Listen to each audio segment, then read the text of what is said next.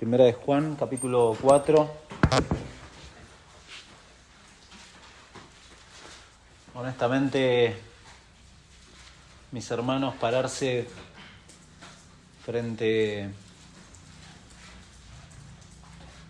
a la iglesia y tratar de explicar un pasaje como este me ha llevado a pensar, y de hecho creo que lo he estado pensando desde hace un tiempo, esta parte cada vez con mayor énfasis, la necesidad. Hay una necesidad de sentirnos limitados, completamente limitados, tremendamente limitados y necesitados de la guía de Dios para enfrentarnos a su palabra. No es un simple libro el que usted está abriendo ahí donde está sentado. Es la palabra de Dios. Y lo que Dios ha inspirado a estos autores no es simplemente palabras en el aire. Es su palabra que tiene autoridad sobre nuestras vidas. Entonces, claro, frente a esto decimos, estamos limitados.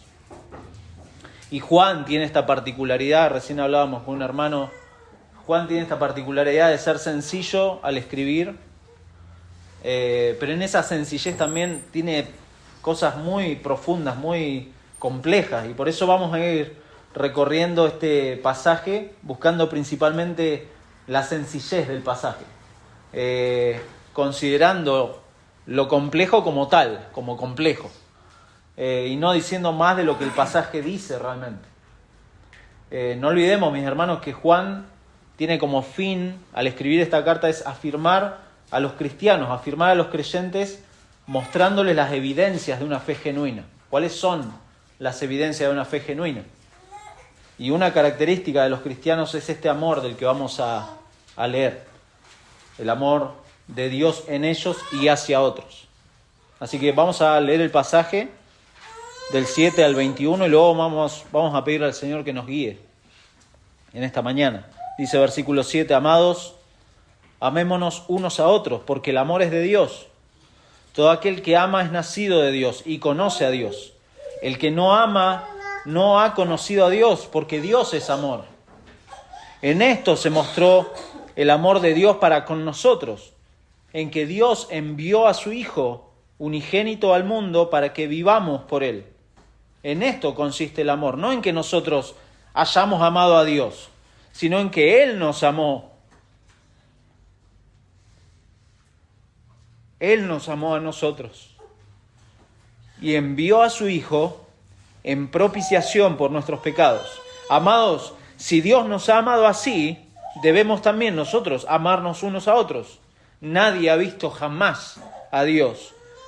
Si nos amamos unos a otros, Dios permanece en nosotros y su amor se ha perfeccionado en nosotros. En esto conocemos que permanecemos en Él y Él en nosotros, en que nos ha dado de su Espíritu, y nosotros hemos visto y testificamos que el Padre ha enviado al Hijo, el Salvador del mundo. Todo aquel que confiese que Jesús es el Hijo de Dios, Dios permanece en Él y Él en Dios. Y nosotros hemos conocido y creído el amor de Dios que tiene para con nosotros. Dios es amor, y el que permanece en amor, permanece en Dios y Dios en él. En esto se ha perfeccionado el amor en nosotros, para que tengamos confianza en el día del juicio, pues como Él es, así somos nosotros en este mundo. En el amor no hay temor, sino que el perfecto amor echa fuera el temor, porque el temor lleva en sí castigo, de donde el que teme no ha sido perfeccionado en el amor. Nosotros le amamos a Él porque Él nos amó primero. Si alguno dice yo amo a Dios y aborrece a su hermano, es mentiroso, pues el que no ama a su hermano, a quien ha visto, ¿cómo puede amar a Dios a quien no ha visto? Y nosotros tenemos este mandamiento de Él: el que ama a Dios, ame también a su hermano. Nuestro Dios te te damos gracias por tu palabra y gracias por la posibilidad que nos das de venir a rendirte culto y rogarte, Padre, que por medio de tu palabra hables a nuestros corazones, obres en tus hijos a fin de que cumplamos este claro mandamiento que tenemos en tu palabra. Y Padre, aquellos que no te conocen puedan ver a tu Hijo, puedan conocer a quien tú has enviado para perdón de pecados, para limpieza de nuestras vidas y para ahora ser llamados tus hijos. Gracias, Padre, por tu palabra. Rogamos todas estas cosas en el nombre de nuestro Señor Jesucristo. Amén. Amén. Bueno, ¿qué es el amor? Es una buena pregunta. Es una buena pregunta para salir a la calle, por ejemplo, y hacer una encuesta. ¿Qué es el amor? Y se va a encontrar con posiblemente diferentes respuestas. Obviamente no voy a hacer una consideración de esas posibles respuestas. Pero no es fácil definir. No es fácil definir qué es el amor. Y obviamente no vamos a hablar sobre cómo el mundo define el amor. Usted puede prender la tele, ver las noticias, ver programas de autoestima o leer alguna cosa, o incluso charlar con sus amigos, sus vecinos, y va a ver de qué se trata el amor como lo entiende el mundo, ¿no? Básicamente lo trata como un sentimiento. Y la mayoría de las definiciones apuntan a eso, a que el amor es algo, un sentimiento, una emoción o algo así. Y este imperfecto amor humano, honestamente da el reflejo de lo que es la imagen de Dios en nosotros. Porque por eso, aunque está distorsionada esta imagen de Dios por el pecado, tenemos, aún en la incredulidad, tenemos la capacidad de amar a otros. Y ahora lo vamos a explicar cómo es esto. Y a la vez no darnos cuenta que este amor realmente es una sombra imperfecta de lo que es el perfecto amor de Dios. Juan ha dejado en claro acá que una de las evidencias del nuevo nacimiento es el amor. Ya lo ha dicho en capítulo 2, versículo 10. Ha dicho: el que ama a su hermano permanece en la luz y en él no hay tropiezo. Y cuando habla de la luz, está hablando de Dios mismo, porque en versículo 5 de capítulo 1 dijo: Dios es luz. Dios es luz y no hay ninguna tiniebla en él. Capítulo 2, versículo 15 dice de nuevo: no améis al mundo ni las cosas que están en el mundo. Si alguno ama al mundo, el amor del Padre, o sea, dos amores diferentes, el amor del Padre no está en él. Son dos amores diferentes, ¿no? Capítulo 3, versículo 10 de nuevo, dice: en esto se manifiestan los hijos de Dios y los hijos del diablo. Está haciendo una distinción. Todo aquel que no hace justicia y que no ama a su hermano no es de Dios. Está hablando de un amor diferente, no está hablando del amor del mundo, evidentemente. Versículo 18 más adelante dice: hijitos míos, no amemos de palabra ni de lengua, sino de hecho y en verdad.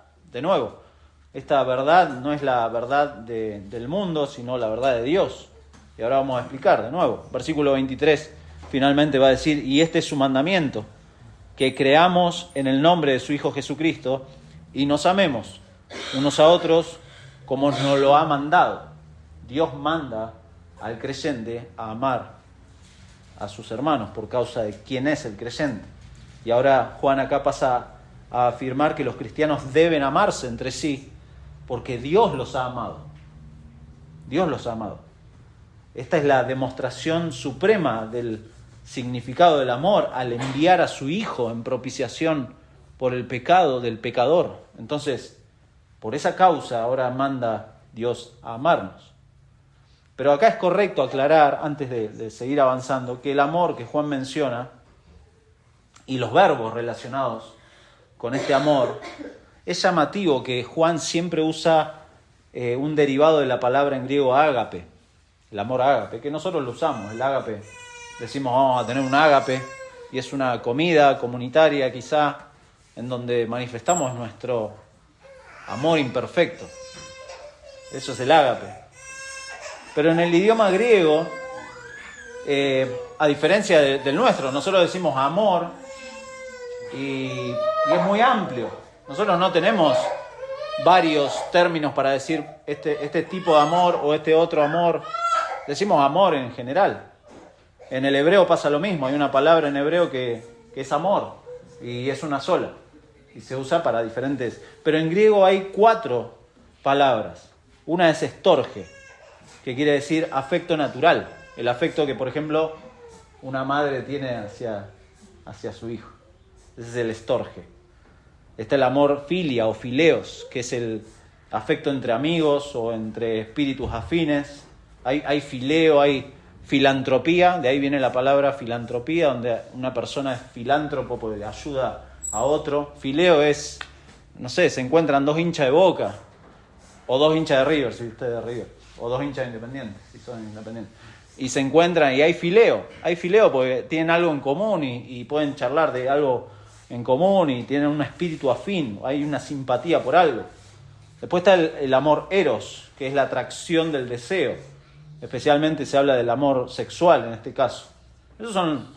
Pero después está el amor ágape, que es el sustantivo griego que se usa tanto en el Nuevo Testamento como en la versión griega del Antiguo Testamento para describir este amor de Dios que es abnegado y está revelado puntualmente en Jesucristo. Los 3 primeros que mencionamos, bueno, aún el hombre en su estado natural, no siendo creyente, el incrédulo puede tener este tipo de amor, puede tener este afecto natural, una madre hacia su hijo, este fileo o este eros, y puede tenerlo y uno puede verlo. Uno no puede decir, no, bueno, el mundo no ama. No, ama, pero de otra forma, de estas otras formas. Pero el amor de Dios es algo que por el hecho mismo de tener su origen en Dios mismo, es algo característico solamente de los creyentes. Solamente. Por eso el amor perfecto de Dios es una bendición. Es una bendición para los creyentes, para que lo conozcan a Dios, y es un gozo para que lo manifiesten a otros. Esa es la idea de nuestro pasaje. El amor perfecto de Dios es una bendición para que los creyentes lo conozcan a Dios y un gozo para que esto lo manifiesten a otros. Una bendición y un gozo. Esa es la idea. ¿Cómo se conecta este pasaje con el contexto inmediato? Lo que hemos dejado el domingo pasado en capítulo 4, versículo 6. Bueno, ya lo hemos dicho, lo hemos mencionado, que Juan acá de alguna manera empieza como a desglosar, a describir lo que dice en versículo 23 del capítulo 3. Este es su mandamiento, que creamos en el nombre de su Hijo Jesucristo y nos amemos unos a otros como nos lo ha mandado, como lo ha mandado Dios. Bueno, Juan acá, desde versículo 1 de capítulo 4 hasta el 6, describe de qué se trata esto de creer en el nombre de su Hijo Jesucristo. Y habla de las falsas enseñanzas acerca de los que creen en Jesucristo, pero no creen. Bueno, es un trabalengua, medio raro. Eso es de 4 del 1 al 6, pero ahora del 7 al 21, lo que hace es justamente ampliar esta idea, este aspecto del mandamiento que vimos de amarnos unos a otros. Vamos a ver entonces, en primer lugar, que Dios es amor, lo dice el pasaje. En primer lugar, Dios es amor, versículos 7 y 8. En segundo lugar, Dios muestra su amor. En tercer lugar, Dios afirma a los creyentes en su amor. Y en cuarto lugar, Dios da confianza por medio de su amor. Dios es amor, versículos 7 y 8. Juan le habla a los hermanos y les dice, amados. Bueno, justamente usa esa palabra, amados, amados por Dios, profundamente amados, profundamente apreciados, y los insta a amarse. Amados, amémonos unos a otros. Y usa de nuevo este término ágape, un amor concedido a alguien que necesita ser amado. Muy interesante ese concepto. Ese amor ágape es un amor dado a alguien que necesita ser amado. Posiblemente la persona que necesita ser amada no se da cuenta que necesita ser amada, pero este amor ágape, el amor de Dios, es hacia alguien que necesita ser amado.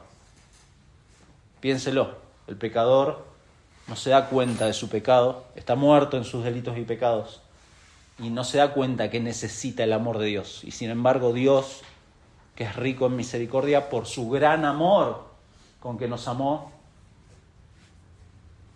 implanta su amor, derrama su amor en el pecador. Tremendo. Es el amor de Dios. Es un amor que no necesariamente lo aplica a alguien que es atractivo, amigable, que no es que tiene algún mérito o tiene alguna distinción. No, Dios derrama su amor en quien quiere, porque es Dios. Pues justamente no nos amó por alguna cualidad. No, mirá, Dios dijo, mirá, fulano tiene, entonces los voy a amar. No, Dios en su beneplácito, en su voluntad libre, soberana, dio su amor. Por eso la primera razón por la que los cristianos debemos extender este amor sacrificial unos a otros es porque el amor es de Dios. El amor es de Dios. Pero lo interesante acá es que la exhortación sigue a la definición. El amor viene de Dios. El amor viene de Dios, tiene su origen en Dios, pertenece a la esfera divina, es de Dios. No es suyo. El amor es de Dios. Entonces el comienzo del amor se encuentra en el amor mostrado por Dios, y la verdadera naturaleza del amor se debe descubrir considerando lo que significa el amor en el caso de Dios. Por eso en 4:9 más adelante va a decir, en esto se mostró el amor de Dios. Bueno, lo vamos a ver. Pero si el amor pertenece a la esfera de Dios, se sigue que cualquiera que muestra amor debe pertenecer a esa esfera. Por eso dice, ha nacido de Dios. La persona, todo aquel que ama, es nacido de Dios. No nació por sus fuerzas, no nació por sus méritos, no nació porque fue a algún lugar, le hablaron de Jesucristo, levantó la mano y dijo, sí, yo. No, nació de Dios. Dios hizo la obra en la persona. Es algo sobrenatural, este amor de Dios. Y ahora vive en el conocimiento de Dios. Juan no dice, todo aquel que es nacido de Dios ama. ¿Se da cuenta? No, porque esto tendría el efecto de imponer una obligación a los hermanos. Todo el que es nacido de Dios ama. No, dice, todo aquel que ama es nacido de Dios. El que ha nacido de Dios naturalmente ama. Eso está diciendo. Es una persona que muestra el amor de Dios por otros, por sus hermanos y también por otras personas que posiblemente no sean hermanos, que sean incrédulos. Muestran amor. Hace dos afirmaciones paralelas. Todo el amor viene de Dios y por tanto, esta es la otra idea, por tanto todos los que aman han nacido de Dios. Natural. Aquí Juan no está exhortando, está definiendo el amor. Está definiendo. Debido a que son hijos de Dios, van a manifestar esa naturaleza divina, porque son nacidos de Dios y van a reflejar ese amor unos a otros. Y el nacido es interesante porque está en tiempo perfecto. El tiempo perfecto es un verbo que habla de que todo aquel a quien Dios ha salvado en el pasado sigue mostrando, o sea, hay una continuidad y sigue dando evidencias de esa realidad en el presente. Muchas veces pensamos de que, bueno, me hago cristiano, no sé, hago una oración o me invitan a la iglesia allá en el pasado, pero se ven los efectos del amor de Dios en uno, en una vida continua. Se ve, es nacido y se ve que esa persona ha nacido de nuevo. El que posee la vida de Dios tiene esta capacidad ahora, porque es nacido de Dios. Y el contraste obviamente es claro en el versículo 8. El que no ama no ha conocido a Dios, porque Dios es amor. ¿Se da cuenta? Esa es la idea que usa Juan acá, sin importar lo que una persona afirme. Porque una persona puede decir, bueno, yo soy cristiano, yo toda la vida fui a la iglesia, leí la Biblia, oro, me junto con otros cristianos a hablar de bueyes perdidos. Yo soy cristiano. Pero hay muchos ejemplos en la Biblia de personas que se creían religiosas, pero que no eran de Dios. Incluso Usted revisa los evangelios y ve en la época de Jesús a los religiosos que creían que eran hijos de Dios, hijos de Abraham, se decían, y que eran... Pero Jesús le dice, no, ustedes son hijos del diablo, directamente. No había protocolos ahí entre Jesús y los religiosos. Ustedes son hijos del diablo, ustedes me quieren matar. Entonces, evidentemente, el amor de Dios no está en ustedes. Los falsos cristianos de la iglesia que acá escribe a Juan, dice en capítulo 2, versículo 18, hijitos, ya es el último tiempo, y según vosotros oísteis que el anticristo viene, ahora han surgido muchos anticristos. Versículo 19 dice, salieron de nosotros. O sea, no eran anticristos que venían, personas de afuera de la iglesia, salieron de la iglesia, salieron de nosotros, pero no eran de nosotros, porque el amor de Dios no estaba en ellos. Amaban al mundo posiblemente, amaban otras cosas, pero no estaba el amor de Dios en ellos. Son personas que dan evidencia de la ausencia de la vida de Dios, dan evidencia de esta condición no regenerada y obviamente dan evidencia de una teología deformada, no reformada, sino deformada, porque el amor de Dios no está en ellos. Posiblemente sabían acerca de Dios, pero no amaban a Dios. Y ahí está el punto. No amaban a Dios y por tanto no amaban a otros. ¿Por qué? Porque Dios es amor. Dios define el amor. No es al revés. No es que el amor define a Dios, sino que Dios es amor. Dios define el amor. Por eso no podemos imponerle al carácter de Dios nuestro punto de vista sobre el amor. ¿Se da cuenta? Porque es Dios quien define el amor. Es Dios con sus atributos, o mejor dicho, sus perfecciones, que Dios define el amor. Dios es santo, Dios es justo, Dios es misericordioso, es veraz, tiene todo el poder, es todopoderoso, es pura bondad. Dios es conocimiento, Dios es sabiduría, Dios es amor. Todo eso. Dios es todo eso. Entonces Dios trasciende nuestras limitaciones. Somos muy limitados para describir a Dios. Y Juan trata de hacerles entender a los hermanos que Dios es amor. Y que por esa razón Dios define el amor y por esa razón los creyentes tienen que amarse unos a otros. Dios manifiesta su amor a la humanidad caída por medio de la gracia común. Dios es amor y Dios es amor para con el incrédulo también. Bueno, decís, ¿cómo? El que no cree en Dios, aún así Dios muestra su amor. Sí, claro, porque Dios es amor. ¿Se da cuenta? Y esta gracia común, siempre hacemos la diferencia entre gracia común y gracia especial, pero Jesús dijo que Dios hace llover sobre justos e injustos. Dios es amor. Dios es amor, claro.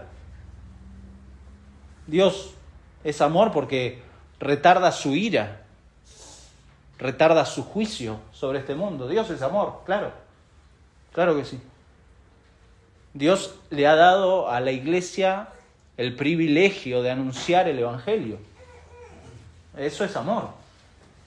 Ese es el amor de Dios que le ha dado el pan de vida como me gusta decir, a panaderos imperfectos para que anunciemos a un mundo que rechaza a Dios. Dios es amor. Obviamente es un amor que está limitado a esta vida, ese amor de la gracia común. Se limita a esta vida porque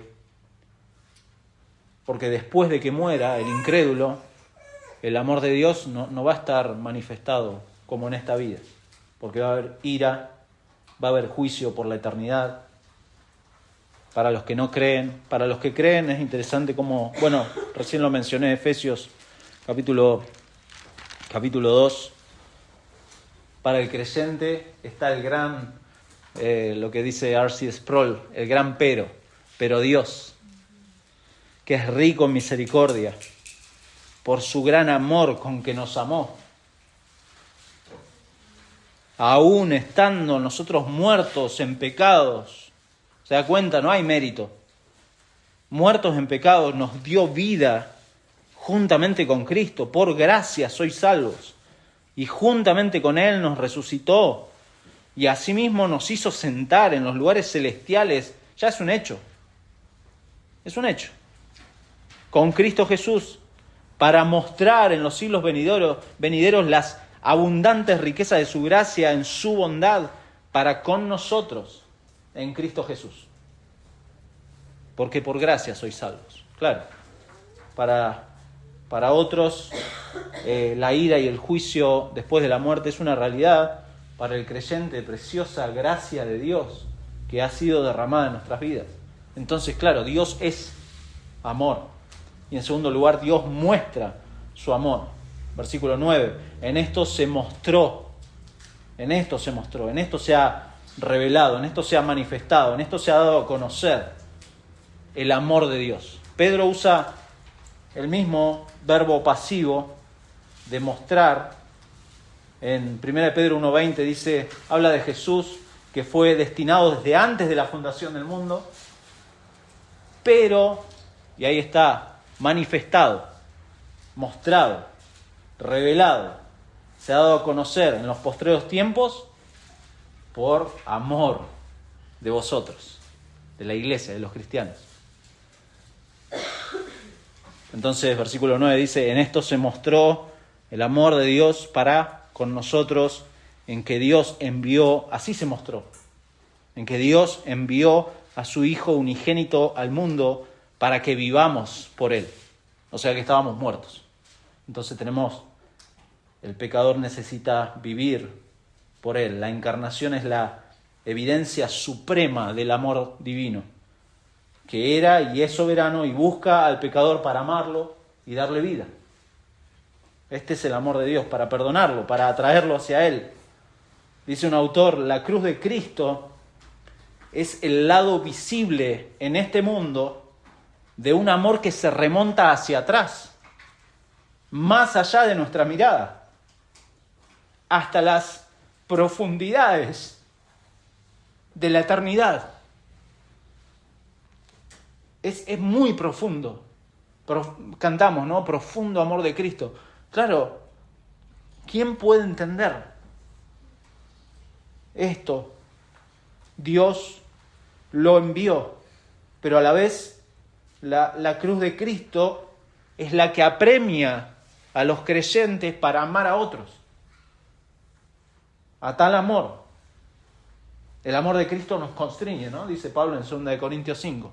Sabiendo esto, de que uno murió para que los que viven ya no vivan para sí, sino para aquel que murió y resucitó por ellos. Está la misma idea.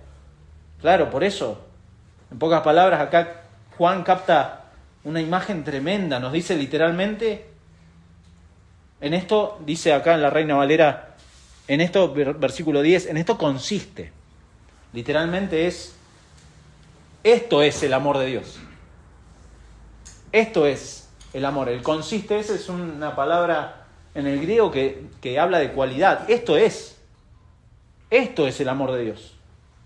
Versículo 10. Esto es el amor de Dios. No en que nosotros hayamos amado a Dios. Claro, el incrédulo no ama a Dios. Así estábamos nosotros. No amamos a Dios, sino que Él nos amó. ¿Te das cuenta? Sigue la misma línea. No puede haber una explicación o una definición del amor verdadero que no comience con el amor de Dios. No podemos empezar a entender el amor considerando la naturaleza de nuestro amor por Dios. No podemos empezar así. Tenemos que empezar donde corresponde, en que Dios es amor. Porque en nuestra condición caída, en nuestra muerte espiritual, estamos afectados por el pecado profundamente y entonces no amamos a Dios. Esto es lo que dice. Nosotros no hemos amado a Dios. De hecho, el pecado es lo opuesto al amor de Dios. Es lo opuesto. Esto es lo que Dios ha hecho por el pecador rebelde. Perdonar sus pecados que ha cometido contra Él a costa de su propio sacrificio. Dice versículo 10, Él nos amó a nosotros. ¿Cómo nos amó? Envió a su Hijo. ¿Para qué? Para propiciar, un término extraño, ¿no? No usamos normalmente, propiciar nuestros pecados. La propiciación tiene dos caras. Por un lado es apartar la ira de Dios pues Dios está airado contra el pecado y contra el pecador, aparta la ira de Dios y perdona el pecado. Esto es lo que Dios ha hecho en Cristo. Por eso hablar del amor de Dios y quitar este elemento de la enseñanza bíblica sobre la naturaleza del amor de Dios, realmente es tergiversar, es debilitar el concepto del amor. No podemos hablar del amor de Dios. No, Dios es amor. En muchos círculos cristianos, en muchas iglesias va a encontrar, claro, Dios es amor, viste, carteles, Dios es amor, por todos lados, Dios es amor. Pero si no me hablan de por qué es amor, pierde el sentido. Si no me hablan de la profundidad del pecado, ¿cómo puedo entender el amor de Dios? Si no me hablan de la cruz de Cristo, ¿cómo puedo entender el amor de Dios? No puedo. No puedo. Usted no va a poder ver ese amor en la medida que no vea su pecaminosidad. No lo va a poder ver. No va a poder ver el brillo de la cruz mientras brille más su propia justicia. No lo va a poder ver. No va a poder ver si sus obras son más maravillosas que la cruz de Cristo. Si sus obras son más brillantes que las tiene que hacer para llegar al cielo. Mi amigo, eso es un trabajo inútil. Querer hacer cosas buenas para llegar al cielo. No va así con Dios. ¿Por qué? Porque Dios es amor. Y Dios ha mostrado su amor enviando a su Hijo, como dice el versículo 10. Cristo es la propiciación por nuestros pecados. Cristo es el único medio. Cristo es el único medio por el cual el pecador puede refugiarse, porque su muerte ha sido suficiente para propiciar, para apartar la ira de Dios, la ira justa de Dios. Dios es justo, Dios es amor, pero Dios está airado, porque es justo y es santo, y no puede permitir el pecado delante de él. Entonces tuvo que enviar a su Hijo. Decir Dios es amor, para Juan acá es lo mismo que decir Dios envió a su Hijo como propiciación por nuestros pecados, ¿se da cuenta? ¿Por qué? Porque en esto se mostró el amor. Dios es amor, es lo mismo. Póngalo así, quiere armar un cartel en su casa, ponga Dios es amor, es igual a Dios envió a su Hijo en propiciación por mis pecados. Tremendo, eso es lo que está diciendo Juan. Si se quita la cruz para definir el amor de Dios, se pierde todo el sentido. Todo el sentido, toda la trascendencia, toda la profundidad del pecado, todo el dolor, toda la muerte. Y también se quita el gozo, del que adora a Dios. Saque la cruz y pierde todo sentido. El asombro y la pureza de esta primera carta de Juan se pierde todo. Por eso Juan, recuerda capítulo 3, versículo 1, dice, mirad cuál amor nos ha dado el Padre para que seamos llamados hijos de Dios. Y lo vimos en otro estudio, pero el mirad ese es miren, asómbrense. Asómbrense, es un imperativo. Asómbrense del amor de Dios. Claro, si quito la cruz, ¿cómo me voy a asombrar? ¿De qué me voy a asombrar? ¿De qué me puedo asombrar si saco la cruz de en medio? De nada. Esto es puro combustible para el corazón del creyente. El verdadero amor de Dios, esto enciende el corazón y hace un claro sentido a lo que va a decir en versículo 11. Amados, si Dios nos ha amado así, ¿cómo te amó Dios? Enviando a su Hijo. Enviando a su Hijo.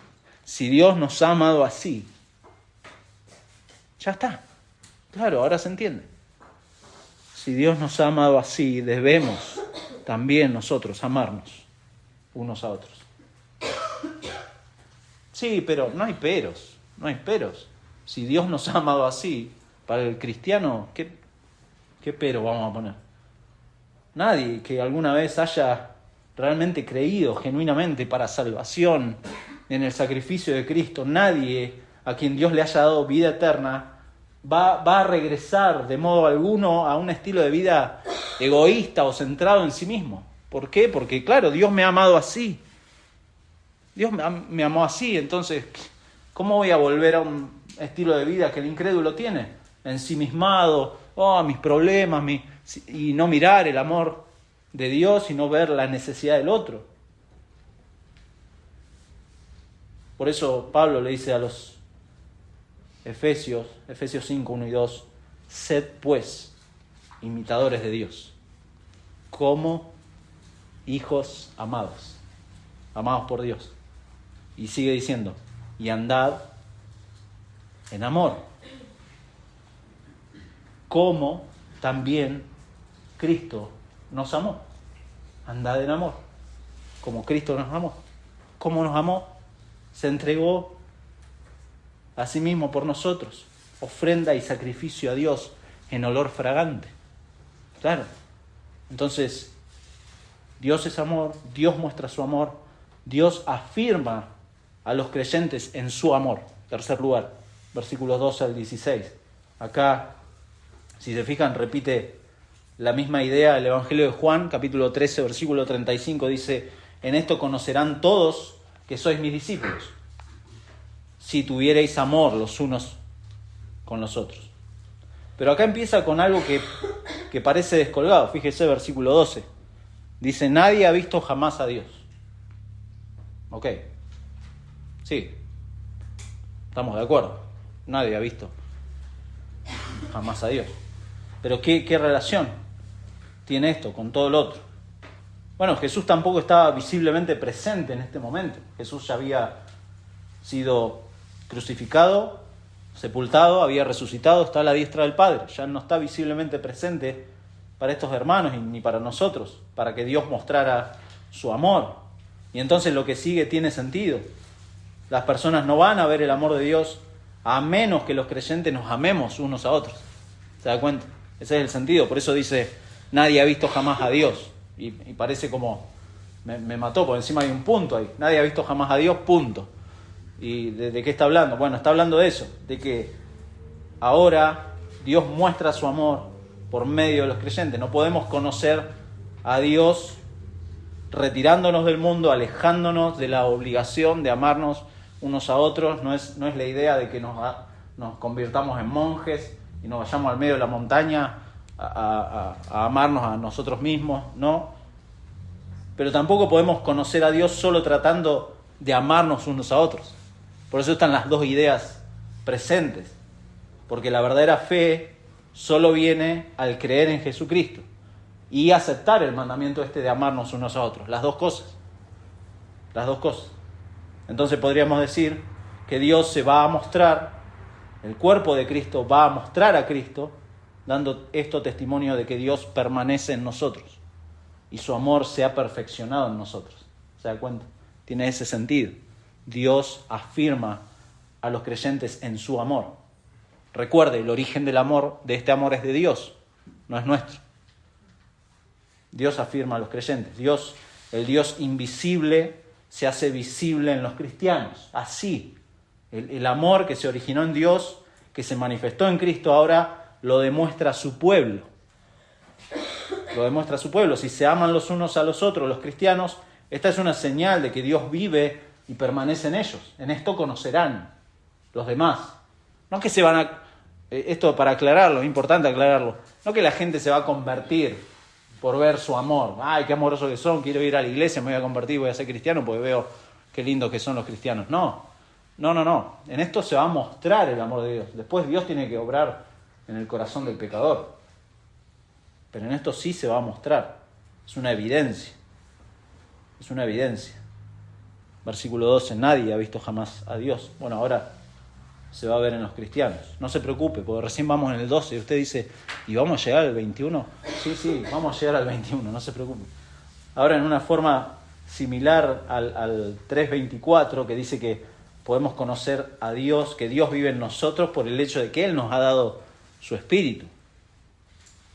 Y acá una pregunta, una preocupación genuina es, bueno, ¿qué señal hay de que el Espíritu Santo está morando en mí? Bueno, Juan nos lo explica. Probablemente es una preocupación de algunos de los hermanos de esta carta. De hecho, hay afirmaciones que son fundamentales. Fíjese, capítulo 4, versículo 2, dice, en esto conoced el Espíritu de Dios. Todo espíritu que confiesa que Jesucristo ha venido en carne es de Dios. Entonces hay una confesión doctrinal que da evidencias que es necesario identificar el obrar de Dios por medio de su Espíritu de esta forma. Por otra parte, uno no puede olvidar las palabras del Señor. En Juan 3:8 dice, el viento sopla de donde quiere. Precioso este pasaje, léalo en su casa, todo Juan 3. El viento sopla de donde quiere y oye su sonido, mas ni sabes de dónde viene ni a dónde va.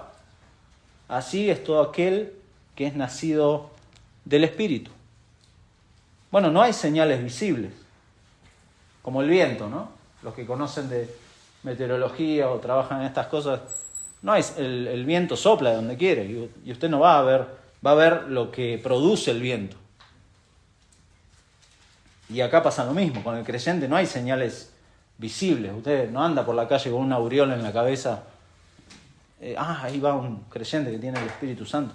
No hay algo que indique, pero sí hay evidencias de la realidad de la fe en la vida del creyente.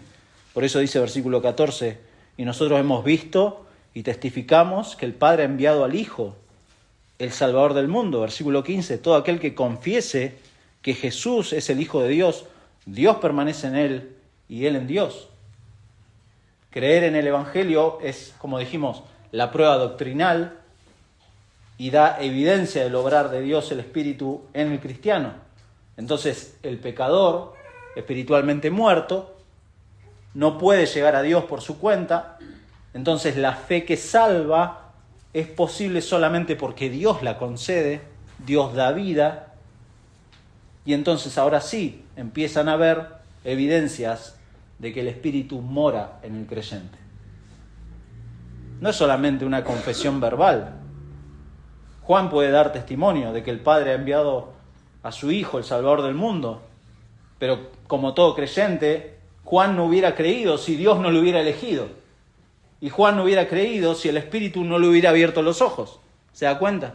Juan es como uno de nosotros, como cualquier pecador. Necesitaba el obrar sobrenatural, no porque, es apóstol, ya está, es cristiano. No, Dios tuvo que hacer el mismo obrar que cualquier cristiano lo hizo en Juan, y por eso Juan dice, nosotros hemos visto y testificamos, y aclara después, todo aquel que confiese lo mismo, Dios permanece en él.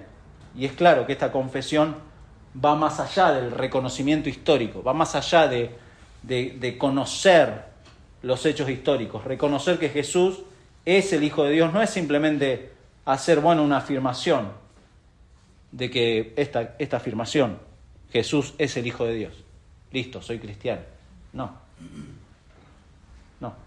Habla de confiar, creer y confiar y expresar esta confianza obediente en aquel que tiene esta posición como Dios y lo que implica todo esto. Es la convicción de la identidad de Cristo, la convicción de que Cristo es el único mediador para acercarme a Dios. Cristo es el único justo que me lleva a Dios. Cristo es el que dio su vida por mí, lo que me resulta en esta confianza obediente. Esto es realmente es algo que Dios hace. ¿Ha confiado usted en Jesucristo como decimos cuando bautizamos, ¿no? Que Jesucristo es el único y suficiente Salvador. ¿Ha confiado realmente en Jesucristo? ¿Es el Señor? Jesucristo es el Señor que le dice lo que tiene que hacer y cómo debe vivir, y usted en amor obediente se somete a la autoridad del Señor. Por eso habla de esto de permanecer en Él. Como Dios es amor, según nos dijo versículo 8, se entiende que la persona que permanece o vive en este amor, permanece o vive en Dios y Dios en ella. ¿Se da cuenta? Que se entienda algo. No es que amando es como establecemos nuestra comunión con Dios. No, sino que permanecemos en el amor como resultado de nuestra comunión con Él. La comunión con Él está hecha, se ve afectada por el pecado, sí, pero Dios ha generado esta comunión. Él me ha dado vida. Entonces, ahora tengo comunión con Dios. ¿Se da cuenta? El cristiano tiene comunión con Dios por lo que Dios ya ha hecho en su Hijo. Dios es amor, Dios muestra su amor en Cristo, Dios afirma a los creyentes en su amor y finalmente Dios da confianza al creyente por medio de su amor. De hecho, acá están fíjese, las características del cristiano: la posesión del Espíritu Santo, la confesión de Jesús como el Hijo de Dios, la permanencia en el amor de Dios.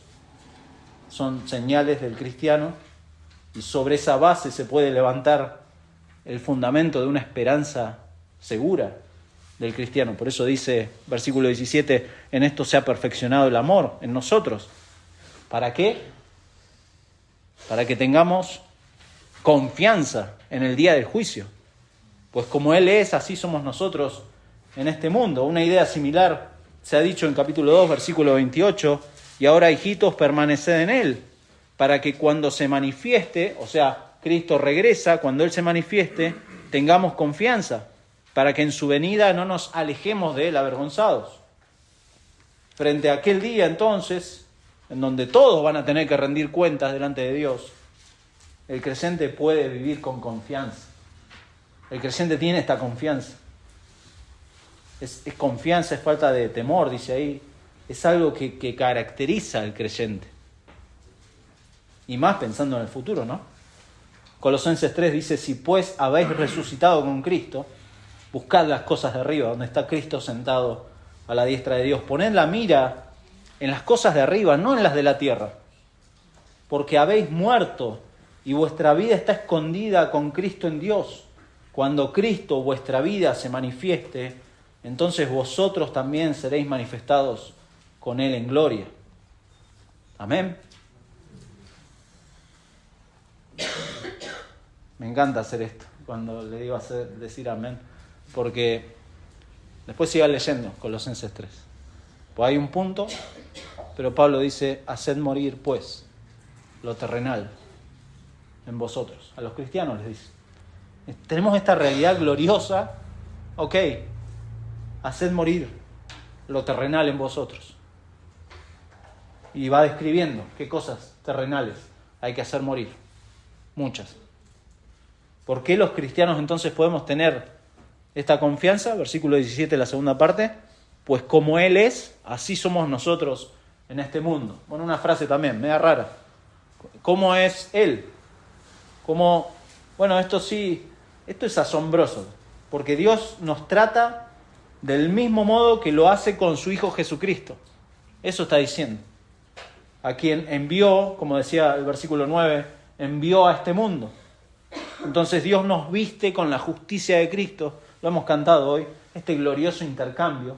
Dios nos vistió con la justicia de Cristo, nos ha declarado justos, nos concede su perfecto amor y su perfecta obediencia.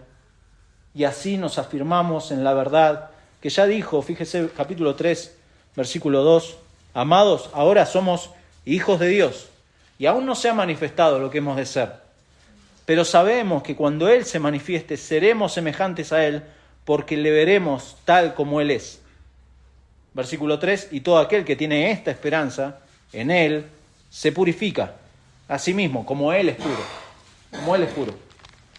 Por eso, aquel que muestra las evidencias de una fe genuina puede tener esta confianza. Puede tener esta confianza porque, como dice el versículo 18, en el amor no hay temor, sino que el perfecto amor de Dios, echa fuera el temor. Ahí va esta clase de amor dado por Dios, no habla solamente que disipa el temor. No, el verbo es expulsar, expulsa todo temor. Expulsa, es algo que un autor dice, en una relación de mutuo amor, no es posible el temor. En una relación de mutuo amor, no es posible el temor. Ese es el amor de Dios. Donde hay una perfecta relación de amor, este amor echa fuera el temor a Dios, el miedo a Dios. Y esto es así, dice Juan, porque el temor está ligado, fíjese, al castigo. El temor está ligado al castigo. Es este temor a la retribución, porque Dios va, en su justicia y en su ira, va a justiciar. es este temor a la condenación, es este temor al juicio. Esto es una realidad que pende sobre la cabeza del incrédulo. Hay personas que tienen un falso arrepentimiento. ¿Por qué? Por temor a las consecuencias. Bueno, recuerda, nosotros cuando fuimos criados, bueno, creo que la mayoría, teníamos miedo a la hojota o algún elemento contundente que sus padres usaran. ¿Pero por qué teníamos miedo? Porque teníamos miedo a las consecuencias, teníamos miedo a que nos fajaran, básicamente. Teníamos miedo a las consecuencias. Pero no había, honestamente, no había un amor. No, por amor le pasa lo mismo en cualquier trabajo, principalmente a los que están en las fuerzas. Usted no ama a sus superiores, los obedece. Y los obedece porque si no hay consecuencias. Lo mismo en cualquier trabajo. Pero acá, entonces el temor está ligado al miedo, ¿se da cuenta?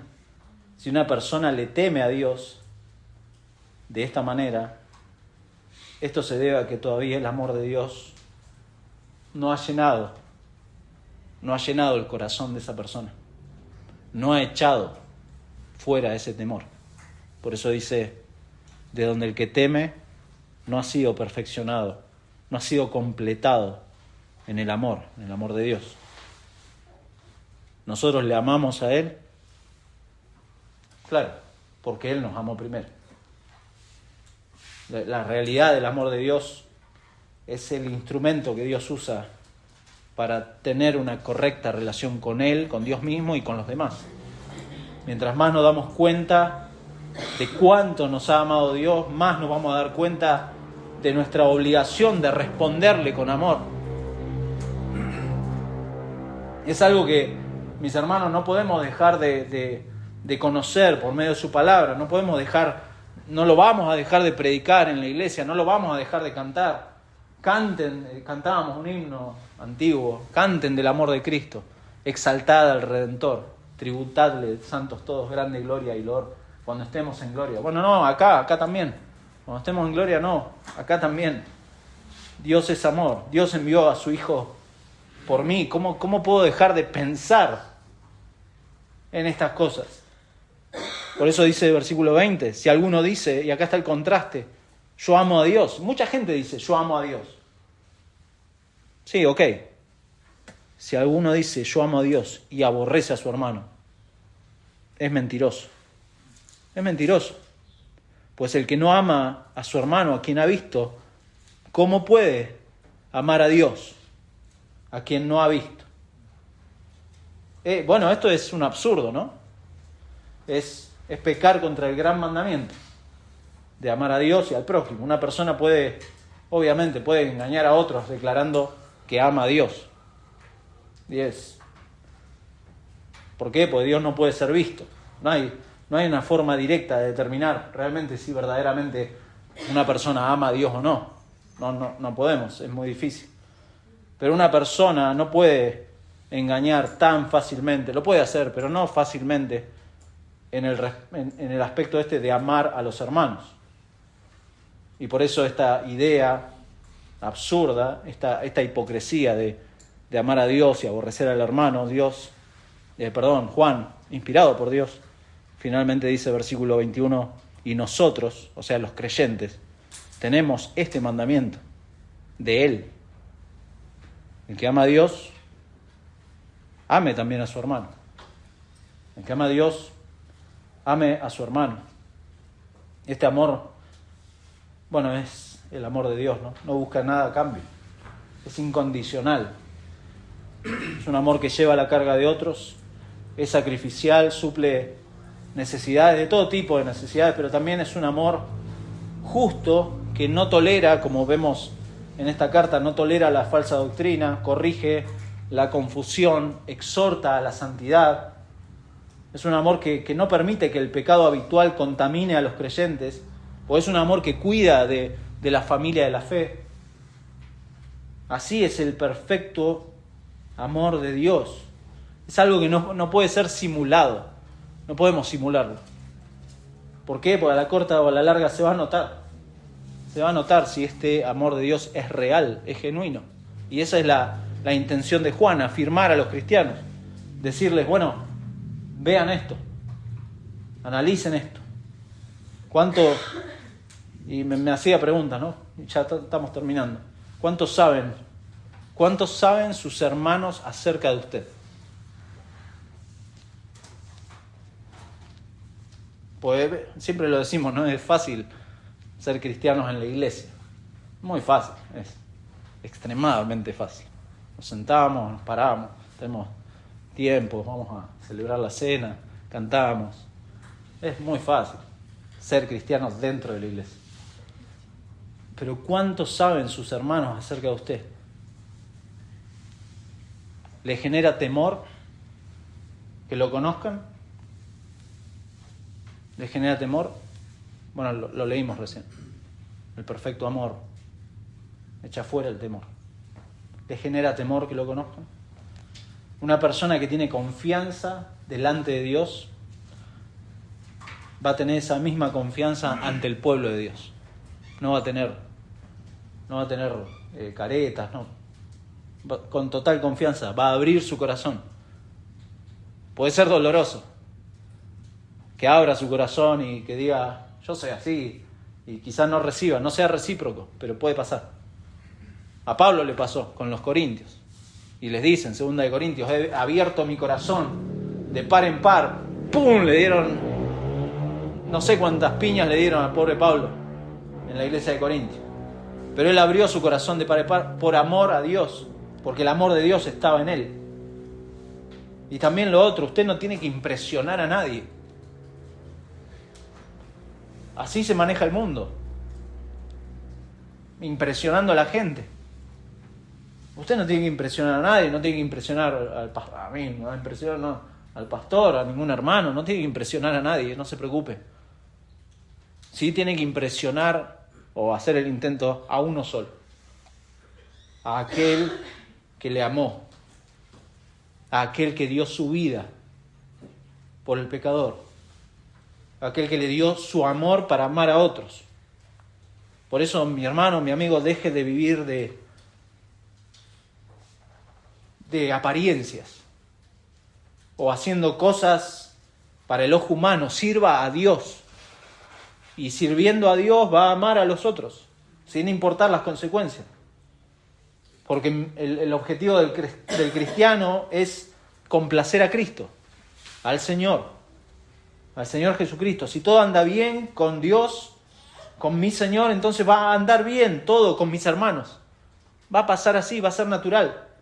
Porque el amor de Dios ha cambiado mis afectos, mis prioridades. Ha cambiado todo. Por eso dijimos, el amor perfecto de Dios es una bendición para los creyentes. Es una bendición para que lo conozcan cada vez más. Usted va a querer conocer a Dios. Porque claro, usted ama a Dios, bueno, conózcale. Si yo amo a mi esposa, yo la voy a querer conocer. O cuando, recuerda, estaba de novio y se enamoró, y usted quería conocer a esa persona. Bueno, así pasa con Dios, de forma muy limitada, ¿no? Pero lo mismo, así nos lleva a querer conocer, pero también es un gozo para manifestarlo a otros. Para manifestarlo a otros. Por eso, y termino leyendo Gálatas. No sé cuántas veces prometí, vamos terminando, pero ahora sí, Gálatas capítulo 6. Bueno, Gálatas, en algún momento lo vamos a estudiar, es una carta que habla de muchas apariencias, de gente que había empezado a predicar otro evangelio y le había sumado obras al evangelio y había distorsionado el evangelio. Y Pablo le escribe en Gálatas capítulo 6, va terminando ya cuestiones prácticas, y le dice: hermanos, si alguno fuere sorprendido en alguna falta, en algún pecado, vosotros que sois espirituales, restauradle con espíritu de mansedumbre, considerándote a ti mismo, no sea que tú también seas tentado. Sobrellevad los unos las cargas de los otros y cumplid así la ley de Cristo. Porque el que se cree ser algo, no siendo nada, a sí mismo se engaña.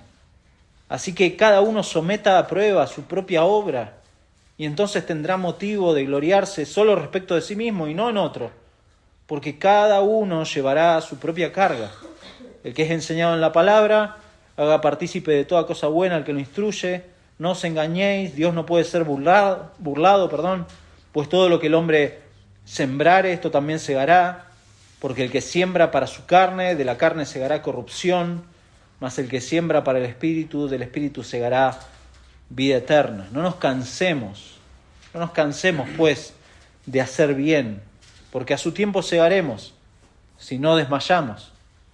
Así que, según tengamos oportunidad, hagamos bien a todos. Y todos es todos. Incrédulos, creyentes, dentro de la iglesia, fuera de la iglesia. Y mayormente, y acá hace una distinción, a los de la familia de la fe. El cristiano tiene un compromiso con sus hermanos, sin duda. Hagamos bien a todos, y mayormente a la familia de la fe. ¿Por qué? Porque claro, la familia de la fe ha sido orquestada, ordenada, reunida por Dios por su amor, por este amor ágape que ahora sí puedo tener con mi hermano. El amor del mundo es muy diferente, pero el amor de Dios, perfecto amor de Dios, es realmente algo que es una bendición para todos los días y un gozo para no olvidarme de lo que Cristo ha hecho, porque así se mostró el amor de Dios. Dios ha enviado a su Hijo para perdonar mis pecados. Vamos a orar. Señor, muchas gracias por tu palabra, gracias por hablarnos en esta mañana sobre un tema tan profundo. Sin duda, seguramente he sido muy escueto, muy limitado para tratar de entender este amor tuyo. Pero damos gracias, Señor, porque en tu palabra nos has dejado lo necesario para conocer el carácter de ese amor y cómo tú has mostrado este amor a través de tu Hijo, el Señor Jesucristo. Padre, rogamos, y es nuestra oración, que por favor estés obrando en aquellos corazones que no te conocen, que no conocen tu amor, que no han visto a Cristo, que están muertos, Señor. Dales vida, si es tu voluntad. Ten misericordia de esas vidas. Y a nosotros, Padre, los creyentes, rogamos que ese amor afecte realmente cada día, Señor. No solamente sea algo que quedó en el pasado, sino que sea algo que empecemos a reflotar. Muchas veces entristecemos el espíritu, muchas veces apagamos el espíritu y muchas veces pecamos contra ti, Señor, al no amar perfectamente como tú nos mandas a nuestros hermanos. Cuida a tu iglesia, Señor. Guárdanos y danos este anhelo por esta bendición que nos has dado, por este gozo que nos has dado en tu amor, a fin de que Cristo sea glorificado a través de nuestras vidas, Señor. El mundo va a conocer que tu iglesia te ama, que tu iglesia te tiene como autoridad, que tu iglesia puede decirte genuinamente, Señor, por este amor que tenemos los unos por los otros. Damos gracias porque esta es una señal clara que podemos darle a este mundo que está en oscuridad y en tinieblas, Señor, que ellos puedan ver el amor de Cristo en nosotros. Ayúdanos, Señor, auxílianos, porque realmente somos muy limitados. Todos los días nos afecta los resabios de pecado que aún mora en nosotros, pero gracias damos de que tu obrar nos ha cambiado el corazón, nos ha cambiado nuestros afectos, nuestras prioridades, y ya no vamos tras los anhelos de este mundo y no amamos las cosas de este mundo. Y por amor a ti, Señor, queremos agradarte. Por favor, te pedimos, nos ayudes. Te lo rogamos en el nombre de Cristo Jesús. Amén.